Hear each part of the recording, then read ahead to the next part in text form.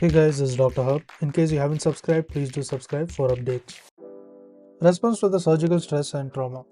So the factors that are altered in terms of the trauma and the stress. So first let's look at the increased levels.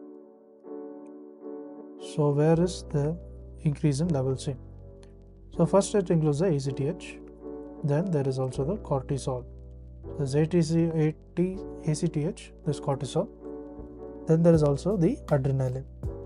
So there is ACTH, cortisol, and then there is the adrenaline. So adrenaline, then comes the glucagon as well. Then the growth hormone. So all this is increased in terms of the stress and the trauma. So there is glucagon, there is growth hormone, there is TNF alpha, there is IL-16 and 8. There is IL-168. Now let's look at where is it decreased. So we see a decrease in levels. So decrease in level is seen in terms of there is insulin. So that is a ebb phase. There is ebb phase. Then there is also the IGF-1.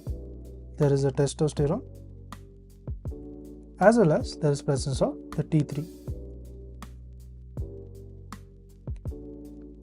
Now let's look at the metabolic change.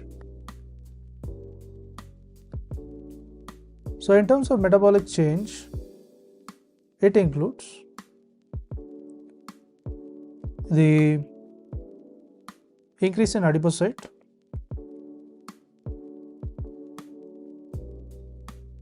so there's increase in the adipocyte,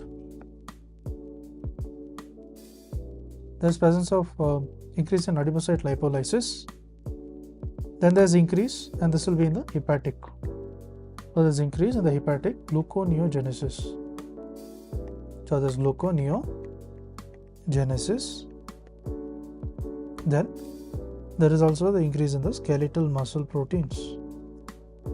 There's increase in the skeletal muscle proteins. So it is nothing but the skeletal muscle protein degradation. Then comes the increase in the hepatic.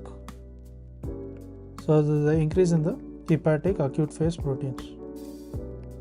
Acute phase proteins synthesis. Then there is pyrexia, as well as the hypermetabolism.